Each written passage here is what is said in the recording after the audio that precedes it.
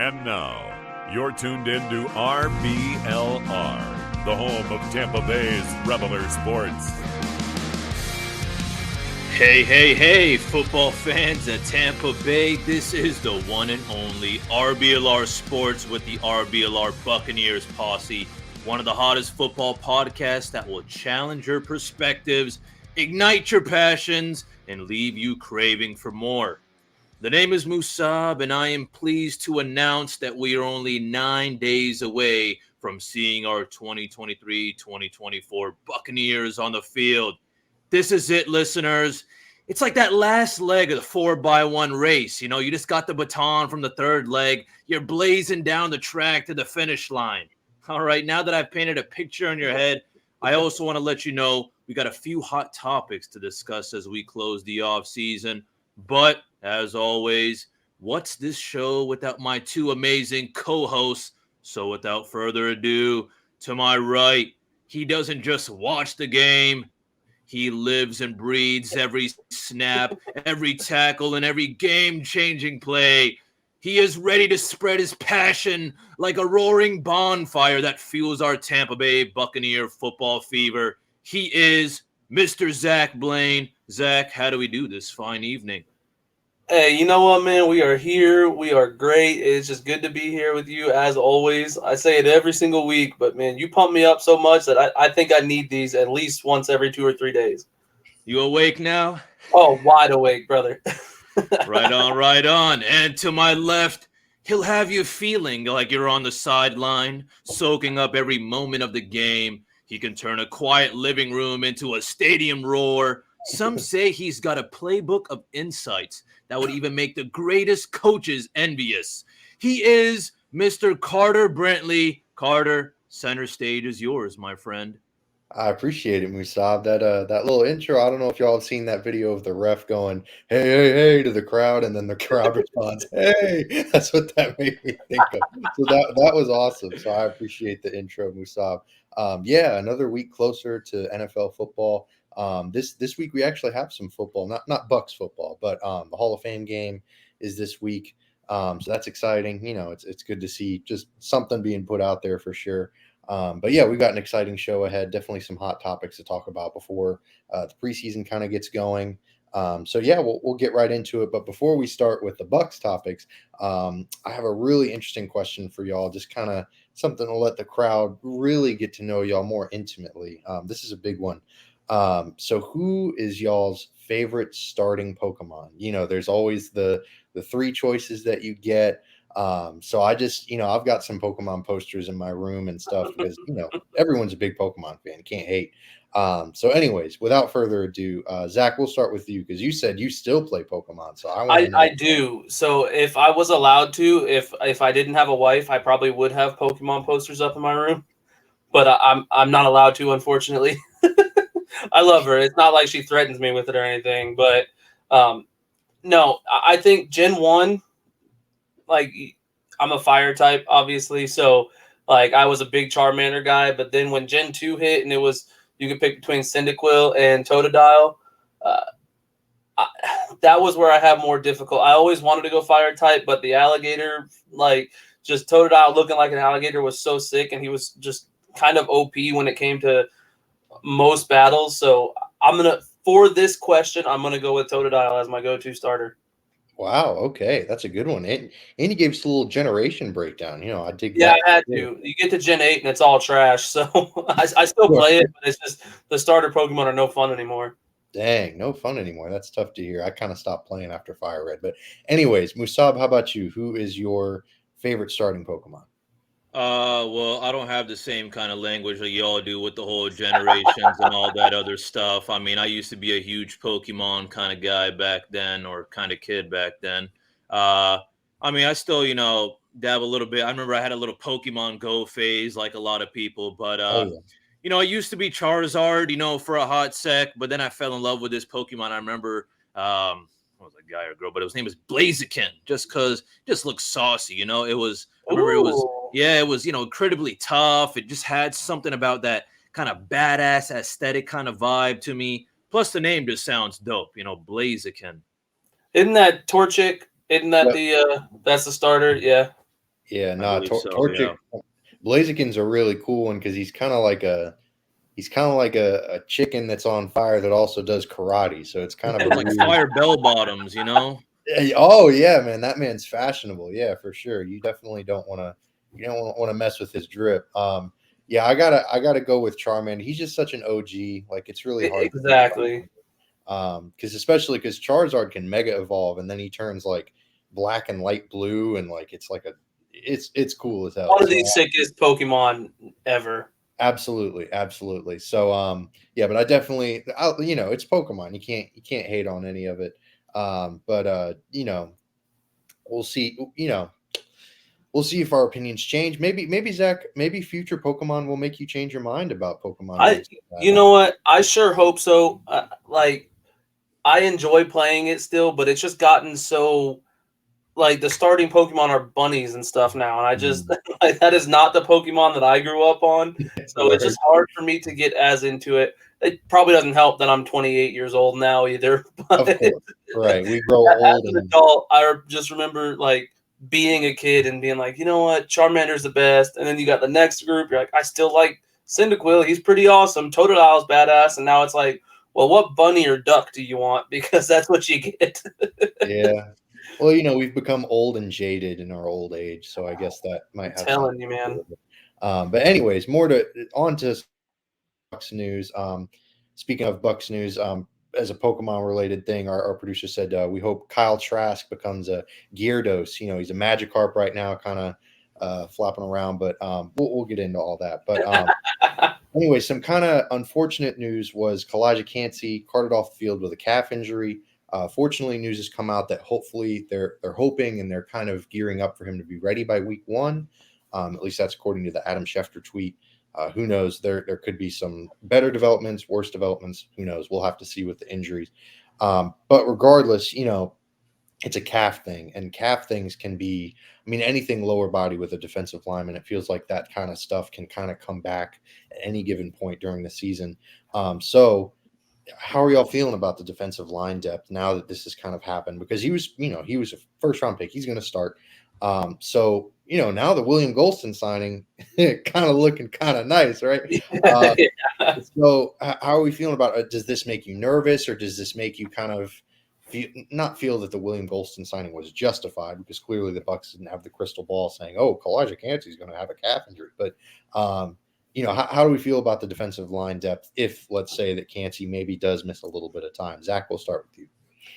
Yeah, I mean, I'm still pretty set with our defensive line depth. I think that we have a good group, especially with Golston back. I know that I kind of talked trash on it.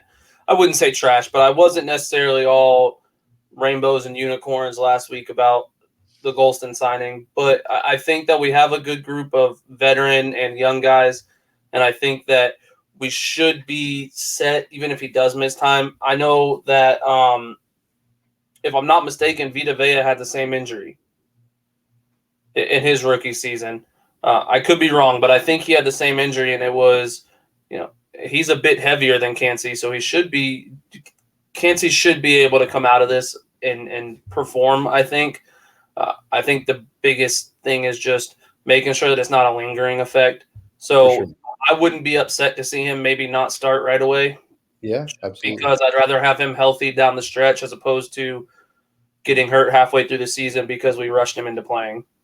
100%, and also for just development purposes. As a young rookie guy, spent a first round pick on a guy, you certainly don't want to rush him back from an injury.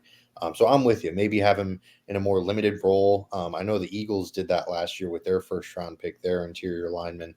They kind of had him staggered a little bit. Of course, the Eagles have an amazing defense in general. I was going to say they have much more breathing room than us. 100%. So they had a little bit more room to do so. But regardless, Musab, how about you? Maybe you're a bit more concerned about this, or maybe you're kind of like Zach and myself, and you're like, well, he's still a rookie. Maybe it's not a big deal.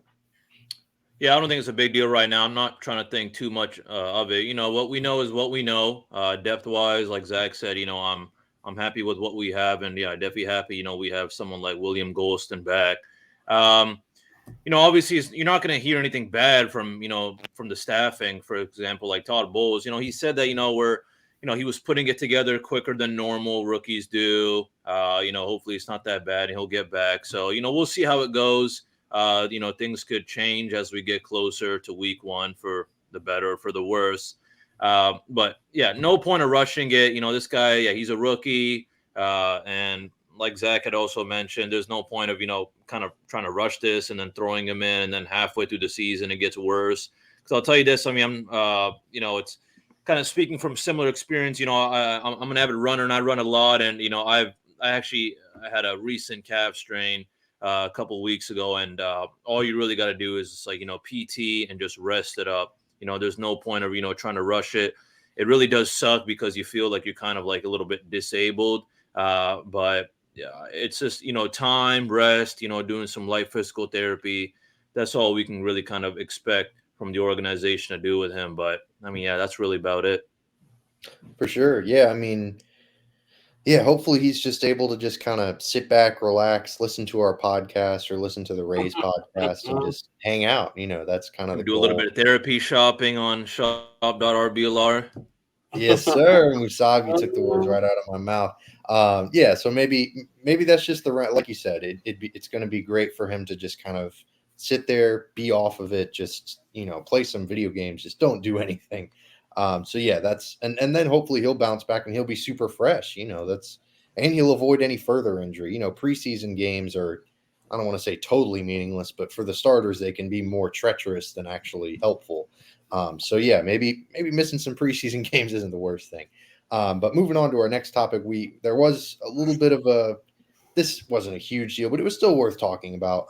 What did y'all think of the Brandon Boyer-Randall hit on Rachaad White? It was during their night practice this week.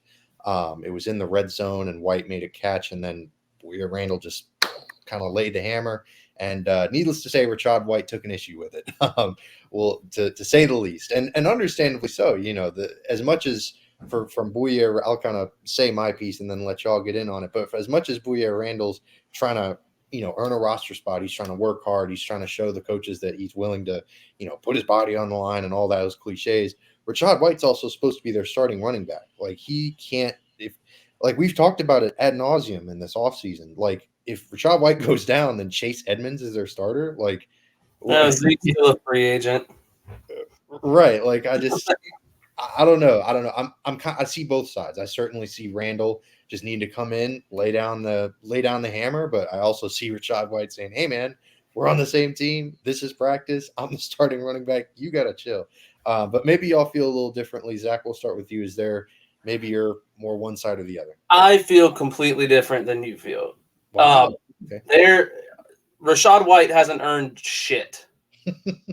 Who is he? What did he average last year? 3 yards a carry? Right. Like, yeah. who are you to come out and say, I'm the starting running back, don't hit me? It wasn't a dirty hit. It was a clean hit. And that guy is trying to make the team just like you're trying to be the starter.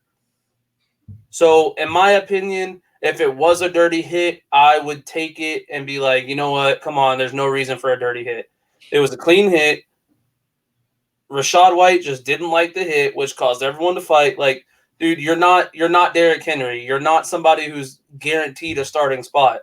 The only reason you're a starter right now on Tampa is because you're the longest tenured Tampa running back aside from Keyshawn Vaughn, who can't hold a football. Hold a football to save his life. So it's just, I take offense with people being like, "Oh, it was a dirty hit. He shouldn't have hit him like that." Like, no, we're all trying to play football here. You haven't shown us that you deserve to not be hit in practice. You're not a franchise quarterback. You're not an all-star level or an all-star. I'm thinking baseball. Sorry. You're not a Pro Bowl level running back. Like, you're just a guy who's playing football who, unfortunately, you got hit. Just take it and get up like a man and walk on with your life. Fair enough. All right, Musab, how about you? Maybe, because here's my thing with it. Maybe it's a sign of some fire from Rachaad White, not taking any shit. He's getting up like, hey, man, I'm not going to take that from you. So, Musab, how about you? Or maybe you agree with that. I'll tell you this. I think these hard hits happen a lot of the time. It's just that there was a huge skirmish that happened. And obviously, I guess if you want to throw in the fact that he's our starting running back, which, that's just because, as Zach mentioned, he's just our starting running back. You know, it's not because, oh my God, we got this guy, or oh yeah, you know, I mean, how much optimism does the whole Buccaneer fan base genuinely have about this guy, other than the fact that, you know, he's kind of the only one we can count on. But other than that, I mean, this is See, how it is. sorry to interrupt. We don't even know if we can count on him. Yeah, that's the thing. Yeah. That Obviously, I was mean, all. I just had to yeah, throw no, it. no, yeah, no, you're good. I mean, some people are kind of forced to count on him. What are you gonna say? You know, obviously, yay, our wide receivers. We got Mike Evans and Godwin, but you know, what's a team without, you know, a running back? Okay, so obviously, you know, eyes are definitely not on Keyshawn Vaughn or Chase Edmonds or anyone else like Sean Tucker for whatever. So it's just like, okay, fine, you know, let's see what he does. Hopefully, some are just like, yeah, we'll be optimistic, but you know, this is how it is in practice, and you know. uh, it's not like I can, you know, hit the slow-mo on the video and watch it over and over again, but I saw it a couple of times, and I mean, it was kind of a crappy pass by Kyle Trask too. You know, as soon as he catches the Let's ball, throw that in there. Yeah, throw that in there real quick. yeah, I'll throw that in there because well, as soon as he catches it, boom, he just runs into a wall. You know, I'm sure a lot of dudes would have knocked down, you know, Rashad White. You know, had they had the opportunity, you know, like he did. You know, he just ran into a wall. I think it was very unintentional. You know, they're practicing his training camp. Obviously, that guy's trying to make a name for himself as well. I don't think it was a cheap shot. It was just an unintentional hard hit. It's just the art of football. Just it is what it is. And yeah, I don't think anyone should be like, oh my God, I can't believe, you know, he did that to Rashad White. Um, it happens, and I'm pretty sure I don't know exactly where I've seen him, but I know Rashad White is also. I think he had a hard hit on Zion McCullum. I think during this week as well. So and he had Yeah, but justified it. he's our superstar running back. He can hit people hard. He just can't get hit hard. Duh. Yeah, exactly. So yeah, he just justified it like, oh, I'm a big guy, I'm a big body, I can do all kinds of things, et cetera, et cetera. So it is what it is. I think he just kind of made it a whole scene, and that's why everyone had to, you know, jump on in. And then obviously someone's like, ooh, this is something feisty. Let me record it. You know, these things happen all the time. This probably happens at my local high school, probably during the summer. You know what I'm saying? Yeah, You know, absolutely. this is football. So Yeah. yeah. It happens Well, around the league too. We've seen it all around. right, absolutely. I didn't mean for this to turn into a Rashad White hate show. My goodness, No, yeah. y'all been piling on him the whole fucking. I've got to. I cannot stress it enough. I do not hate Rashad White by any means. I hope that he is successful. I hope that he I is don't a Pro know, Bowl man. level running back. I will put that on everything I love. Like, I hope he is successful. But we've talked about divas before, and I'm not saying Rashad White is a diva. But if you can't take a hit without getting pissy and throwing hands, like, you're kind of giving me diva vibes. I'm not going to call him a diva, but diva vibes. So it's just like I want him to be successful. I want him to do good. Like, there's nothing I would like more than to have a drafted running back from Tampa just be a beast. But, you know, you got to earn that. Fair enough, I guess. I don't know. You've been talking about bringing in his replacement so much all the whole offseason. I'm not his replacement, his stablemate. I want him and Zeke together. Right. No, I'm just giving you crap. But you know what is not going to be needing a replacement is if you are casting any of your creative loafing best of the Bay. Please, while you're in the entertainment section of it, we have the link in the description, as well as you want to check our Twitter. We've tweeted about it. We have been, fortunately, thanks to all of you listeners and all of you guys for voting for us. Thank you so much. We have been nominated. So in the entertainment section under best podcast, if you wouldn't mind voting for RBLR, we certainly would appreciate it. Like we said, the link is in the description. You know, every vote counts. You know, we need you, that type of thing. So vote RBLR. We'd really appreciate it. And yeah, that's our shameless RBLR Best of the Bay plug. Go anyways, vote. Forget yeah, all those food podcasts. Go vote for us. Yeah, I'm about to Exactly. throw you on a little Uncle Sam poster, Carter, with that kind of thing. We We need want you. you. Yeah, we want you. Yeah, wearing a little RBLR shirt or something. Okay, Uncle Carter, Ouch. that's what it is. Oh man, I don't know if I want to be associated with Uncle Sam. That would be that'd be tough. But anyways, moving on to some For the show football. for a little while if you are. Right. But anyways, moving on to some other kind of more NFL related topics. But you know, it's the week before the preseason, there's been some kind of other fun stuff. We're talking about this Rashad White kind of, I don't want to say fight, but scuffle in the practice. But there's been a war of words throughout the league.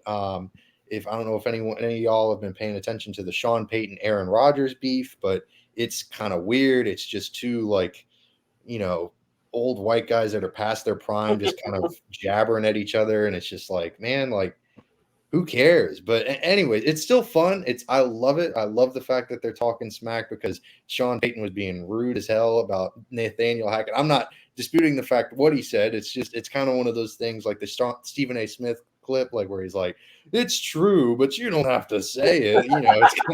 It's one of those things. You don't have to just like take a dump on the guy. But anyways, then of course Aaron Rodgers did his little thing and responded. So I wanted to hear y'all's take. Are you team Aaron Rodgers? Are you team Sean Payton? Or are you like me and you're just team both of these guys are irrelevant and past, they're has-beens. We need to stop talking about them. Zach, we'll start with you. Whose side are you on? I guess my thing is, do we know that Sean Payton is a has-been yet? I mean, he won a Super Bowl. What else? Yeah, but okay, so he won a Super Bowl and he had the Saints at least a little bit relevant up until he left. For sure. Relevant. A little bit relevant. I'm not saying super relevant, but my argument with it is, why is this really any of Aaron Rodgers' business? Like, I understand that Nathaniel Hackett is on the Jets staff now. Right. But Aaron Rodgers has no affiliation with the Broncos, who is what he's saying Nathaniel Hackett screwed up, which he did. He trashed that roster. For sure. Nothing he said, you kind of nailed on the head with a Stephen A. Smith quote. Nothing he said was wrong. Right. And I think Sean Payton has come out and kind of said, like, I had my analyst cap on, like, I'm still not out of that yet. And good for him, I stand with Sean Payton as much as I hate the Saints. I stand with Sean Payton on this, and I really just hate Aaron Rodgers more, if I'm being completely honest with you. Me too. Yeah, for sure. Yeah. As much as Sean Payton's kind of a strange guy and he coached the Saints and yada, yada, yada, I definitely dislike Aaron Rodgers far more than Sean Yeah. Payton. So I guess. But I think Sean Payton mentioned the Jets specifically towards the end of his really weird quote. So I think that's why Rodgers and Hackett have been friends for a while. Like Rodgers mentioned it in his little response. He was like, well, Nathaniel's a great guy, a great dad. And it was, a trash coach. That's irrelevant. He could be the best dad in the world. He was a trash head coach. Right, for sure. But anyways, Musab, how about you? Tweet about us. Right. But Musab, maybe your team Aaron Rodgers? I don't know. How did you feel? Oh no, man, I ain't team Aaron Rodgers. I was just like, honestly, the first thing that came to my mind was like when Will Smith got mad at Chris Rock and he was like, "Keep my wife's name out of your mouth." I was like, this is kind of a Will Smith situation where Hackett's kind of like Jada Pinkett Smith or whatever. It's just like why do we need these kind of things? It's just something stupid, some off-season junk to keep us interested before the season actually starts. But I'm not big on either. But when it comes to Rodgers, says the guy who's kind of like publicly blamed his teammates for collapsing in the playoffs past years, kind of second guessing every single move of the Packers. I don't know. He seemed really kind of odd, especially when he went on that kind of like dark retreat when he takes some like ayahuasca or something. Ayahuasca, hell yeah. Yeah, I don't know. It's just odd, It's not like I love Sean Payton either, but this just seems rather odd and stupid to me. I didn't invest too much time into it. I just kind of read what was going on, just the public basic news, just the basic articles. But I mean, yeah, Stephen Smith said, it is true, but, you don't have to say it. So I think Hackett already replied that, yeah, I do think that he broke the bro code or the code or something, but that's all that really made out of it. Yeah, it was just weird timing, kind of weird out of nowhere kind of thing. Like, yeah, I don't know. It's weird vibes to bring around a team that already has weird vibes around it, like the Denver Broncos are like coming off this really awful season where the fans were like chanting the play clock. I mean, there's been that clip that's been going viral about the fans chanting, so they didn't get another delay of game penalty. So like, I don't think that they need, like, if you look at Sean Payton's tenure with the Saints, they were getting knocked out of the playoffs in miraculous ways, like the Minneapolis Miracle, the no call against the Rams, the beast mode with the Seahawks. So why in God's name would you want to bring more negativity and more weird, bad vibes to your team if you've already had awful, rotten luck as a head coach? Like, I don't know. It was a weird thing, and Sean Payton just seems kind of like a weird dude. But anyways, we've talked way too much about it. Moving on to a different kind of more NFL broad perspective. Obviously, the defending Super Bowl champs, Kansas City, they're an amazing team. The defending NFC champs, Philadelphia, they're again really amazing. It wouldn't be a surprise to see just a rematch of that. But are there any teams that you think of that maybe are going a little under the radar that you could see either making it or winning the Super Bowl? Musab, we'll start with you. Do you have a dark horse Super Bowl team? Oof. I mean, yeah, I was actually thinking about this recently just because I found out that they actually sold out their stadium for season tickets for the first time in 20-ish years, and that's the Detroit Lions. I was like, Ooh. damn, yeah. That's my answer. I beat you to it. I don't know. I mean, it looks appealing, solid season last year. D looks capable of making a difference with people like Kirby Joseph, and, they got CJ Gardner-Johnson now. The fans are fired up. I mean, I don't have anything to hate against Jared Goff. Nothing like, oh my God, he's going to save the team or whatever. But I don't know. To me, they're kind of like the team that I might be rooting for if things don't work out for our Buccaneers, which is a possible chance. But I'll leave it at that. So Zach, since I took your Lions, is there another team, or are you also kind of pretty, heavy on the Lions as well? So I mean, outside of us. Because I'm not going to pick us. Like, as much as I want to say us, I just feel like that's kind of, what do they call Homer? Like, just because I like him, but I'm rooting for him. I think that there's a chance we could make a run, but I'm not going to use that answer. So the Lions were my first choice. I think that Jared Goff has shown that he can get a team to a Super Bowl before. He might not be the perfect word for him as a game manager. I know people use that a lot for a lot of not great quarterbacks, but I think he's a very good game manager. And I think that defense behind him in Detroit is just going to be so good. But if I had to pick another team, God, maybe the Bears. Ooh, I think think be one of my teams. Yeah, that's I hate Justin Fields. I don't know why. I just don't like him. I think. I think I hate him because everyone else loves him so much. Like, I don't think that he, especially with the NFL 100 ratings coming out and him being above guys like Trevor Lawrence and there was another quarterback he was above that I was just like, there's no. I think it was Lamar Jackson, but maybe not. It may not have been Lamar, but there was two quarterbacks that he was above, and I was just like, that's not accurate at all. Right. Like, Trevor Lawrence is a far better quarterback than Lamar Jackson, or Justin Fields. Jesus. So I think that's why I don't like him. But they spent so much in the offseason that I feel like at least a deep playoff run. If they don't get at least a deep playoff run, it's kind of a loss to them. So I feel like there's going to be a drive for them to make that playoff push and make it to a Super Bowl.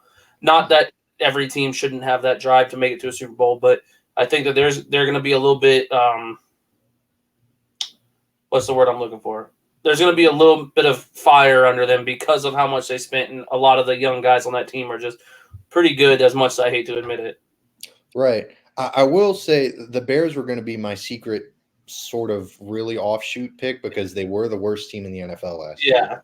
So it's really hard to say that the worst team in the NFL can bounce back and make a complete 180 and turn into Super Bowl contenders. But they're in a horrible division. Like, the NFC South is by far the worst, but man, the NFC North is pretty bad too. Not much better. Right. So I think that they have a really advantageous schedule with that division. And I don't know, I'm a bigger fan of Justin Fields than I think you are. I'm also a bigger fan of what the Bears did this offseason than maybe the Lions, because the Lions, they were so well set up. I was so excited for the Lions this offseason. Then they went out and they spent a first-round pick on a running back and an interior linebacker. And I was just like, why would you do this? Why? Why is this the route that you take for all of the horrible defensive struggles that they had last season. They could have used an interior defensive lineman. They could have used another corner. They could have used a safety. They could have even used an offensive lineman to build on that strength of theirs because they have arguably the best in the NFL. So they could have used a right guard. So I didn't really understand the 2 picks that they made. But then again, they could turn around and be superstar players and, tell me to go, shove it. So who knows? I would love to see the Lions be good though. And the thing is that running back they took in the first round, I don't know if you've been reading too much. Gibbs is playing wide receiver a lot, which is something that's too much of at Alabama, from what I understand. I don't watch Alabama on a regular basis, so I don't really know.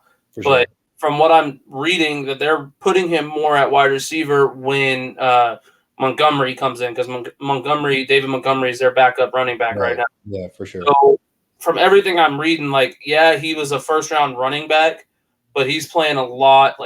There's sets for him to be on offense no matter who is in, no matter what position he has to play.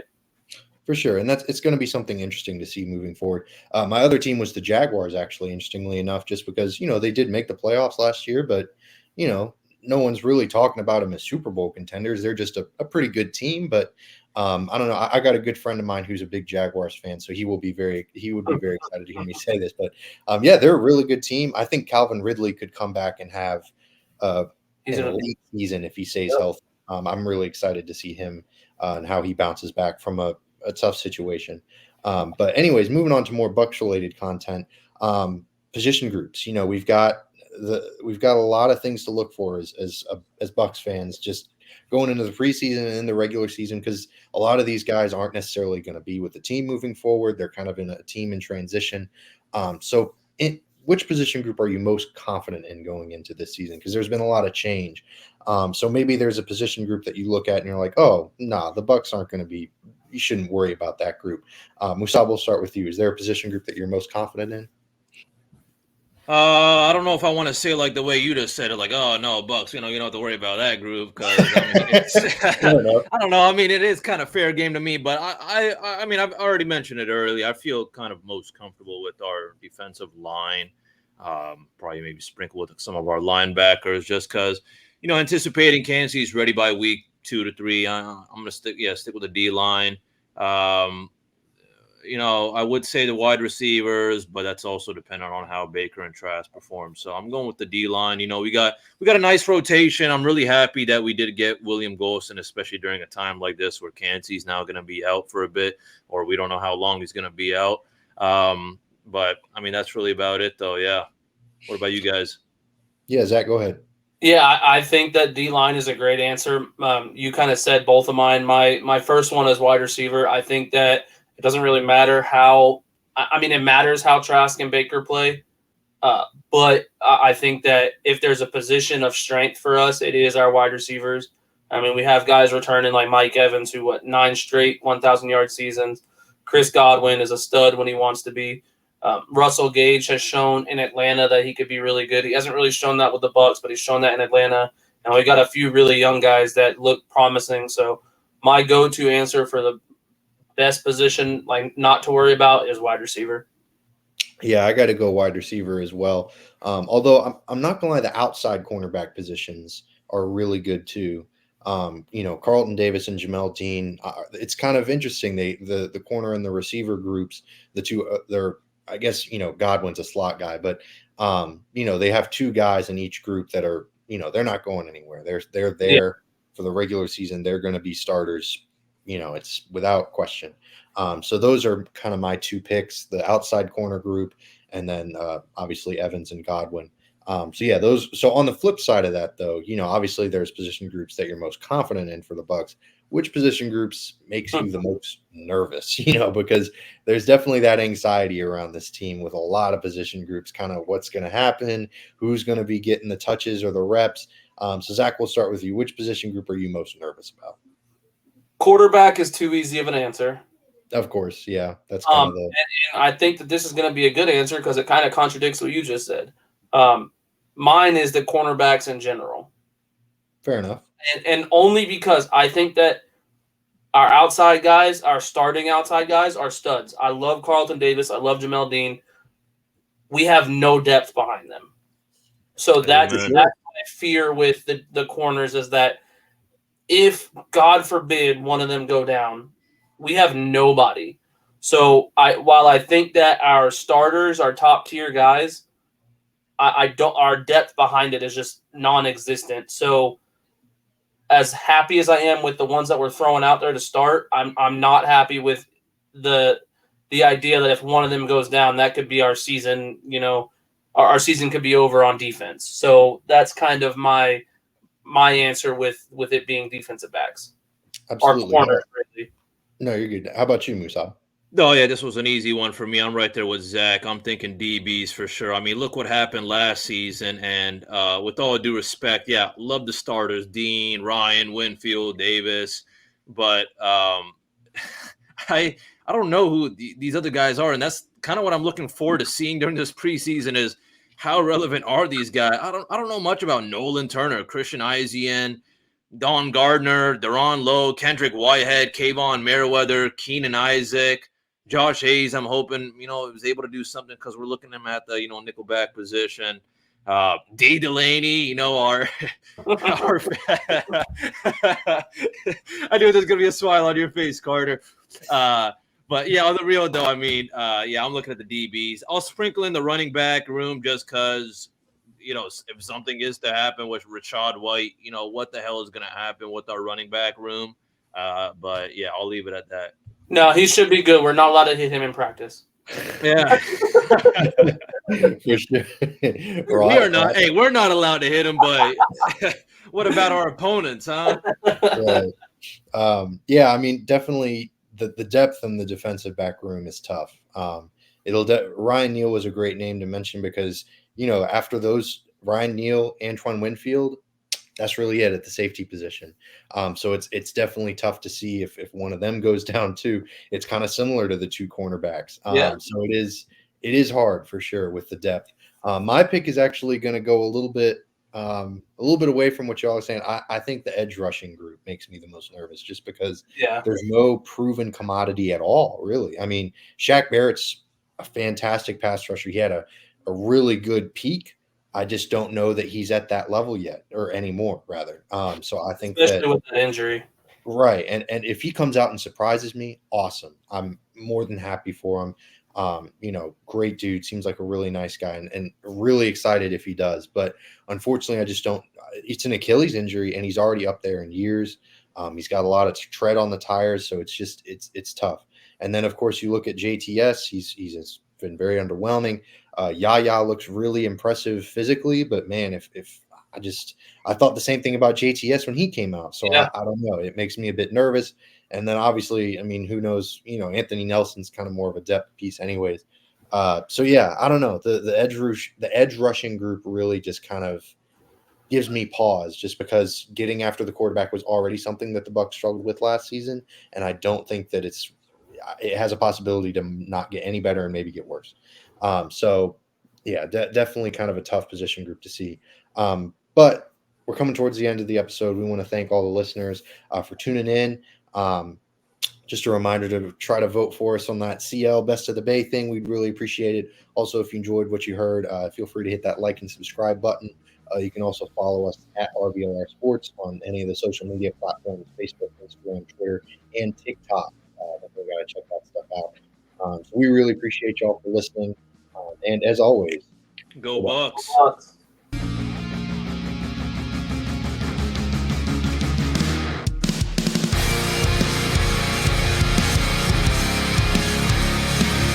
Thank you for tuning into this presentation by RBLR Sports. On your way out of the stadium, please remember to like and subscribe.